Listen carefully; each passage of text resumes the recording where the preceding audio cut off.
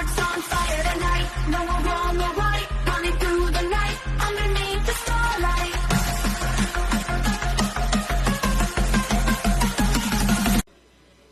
Is Congressman Roque Gutierrez. You are recognized. Thank you, Mr. Chair. Magandang hapon po sa atin lahat. Mr. Chair, to begin with, I'd like to direct my questions to Ms. Ronalyn Baterna. Please proceed. Ma'am, magandang hapon po. Good afternoon po, Mr. Chair. I understand, Madam Chair, Mr. Chair, na marami na po kayong naitanong sa iyo. Marami na pong committee hearings. Pero just for clarification lang po, as we build up in this inquiry, I'd just like to clarify. I believe po na isagot niyo na po ito dati, pero gusto na ma-clarify para maintindihan kung ano po talaga yung role po ninyo dito sa Lucky South 99. Naintindihan po namin, Mr. Chair, na kayo po ay corporate secretary.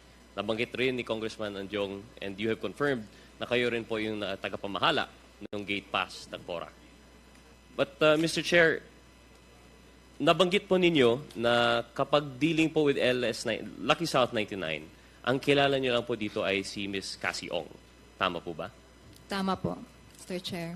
Pero Mr. Chair, may nabanggit rin na merong mga abogado na minsan, through them, kumakausap po sa inyo. Kung saan po galing yung mga dokumento na pinipirmahan ko po? Itong mga abogado po, they confirm they represent si Ms. Cassie Ong or they represent Lucky South 99? Miss Cassandra Ong po yung kausap, Mr. Chair. Hindi So, ko po alam. Miss Cassandra Ong kausap. Opo. And for the record, kasi nalito po ako naalala ko po at one hearing, may kasama ko pong isang abogado at the next it was another. Sino po yung mga abogado na nag-contact po sa iyo on behalf of Cassie Ong? May tumawag po sa akin, Mr. Chair, pero hindi ko na po matandaan kung ano yung name. Pero pinapatawag daw po siya ni Miss Cassandra Ong para pumunta sa isang law firm at magpirma para dun sa parang fina-file po nila dun sa San Fernando po, Mr. Chair. Okay. Anong law firm po ito na pituntahan ninyo? NFC Meralles po. NFC Meralles. At yung ibang instances po na may abogado na personally na-meet po ninyo, ito lang po ba? Yung sa law firm lang? Wala po kayong na-meet na abogado sa compound mismo while working in PORAC? Wala po, Mr. Chair. Thank you very much, Ma'am Baterna. Mr. Chair, I'd like now to direct my questions to Attorney Roque. Go ahead. Sige. Yes, Mr. Chair. Good afternoon po, Attorney Roque. Good afternoon, Mr. Chair, my first question po, I'd like to ask, is Mr. Roque aware of a certain Alberto Rodolfo de la Serna? Yes, Mr. Chair. Mr. Chair, sino po si Mr. de la Serna? He was my EA in Malacanang. He was a member of my election staff. And until March of 2023, he was still in my private staff.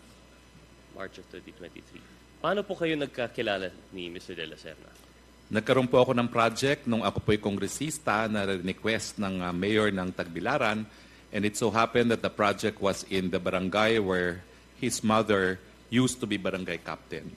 So nagkaroon po ng inauguration around 2019 at doon po kami nagkakilala doon sa inauguration ng proyekto ng multipurpose hall sa kanilang barangay. So Mr. Chair, he has roots in Bohol. Yes, in fact, he is a full-blown son of Bohol. Born and raised, taga Bohol po talaga. Born and raised po. But from my understanding, he found himself, of course, aside from your employ, he found himself in Porac, Pampanga. Is that correct, Mr. Chair? Yes, dahil siya po ay nasa isang aviation school ngayon sa Clark. After we severed ties in March of 2023, was it March 2023 or March of 2023 or 2024?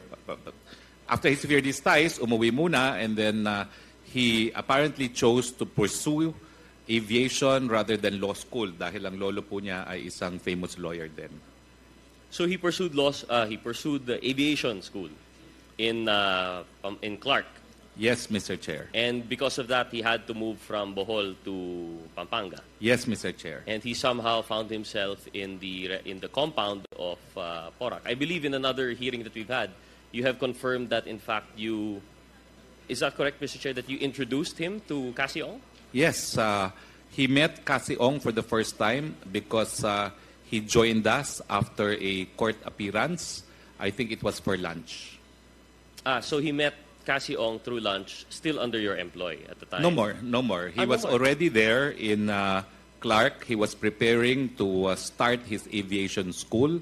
He started in November, so we must have met Cassie Ong around October because the case that we represented, the Whirlwind, started in August. Mr. Chair, if he was no longer in your employ, what was his business in that lunch?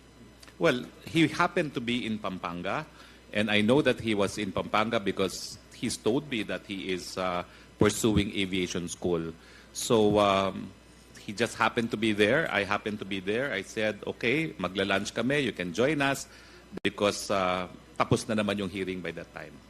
And Mr. Chair, the lunch with Cassie Ong was in relation to your function as lawyer for, as you say, Whirlwind.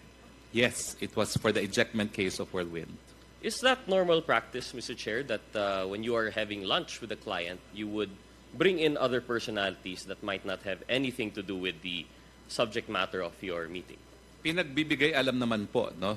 And of course, I asked if my former staff could join us for lunch, and sabi naman ni Cassie, no problem. Okay. This has nothing to do with the fact also that, at that time, he was not yet living in Porac? No, he was not. He was, in fact, in the process of looking for a place to stay in Pampanga.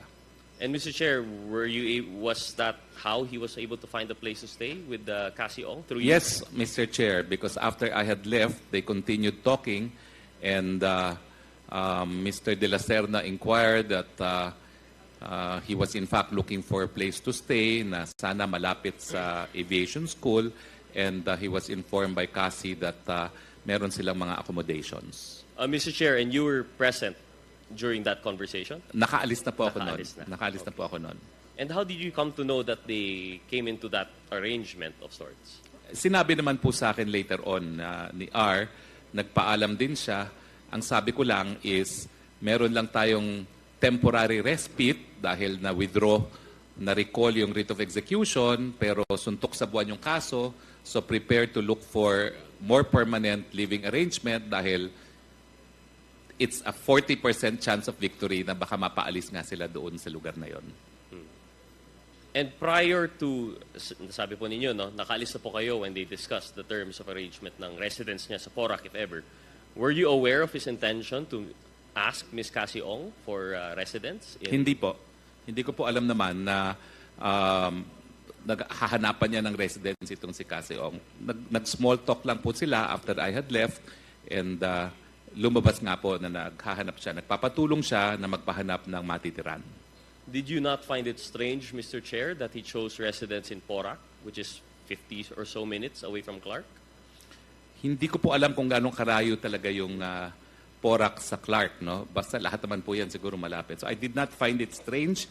Ang warning ko lang is there's a temporary respite. Baka mapaalis yan. Feel the rhythm beat, moving to our feet.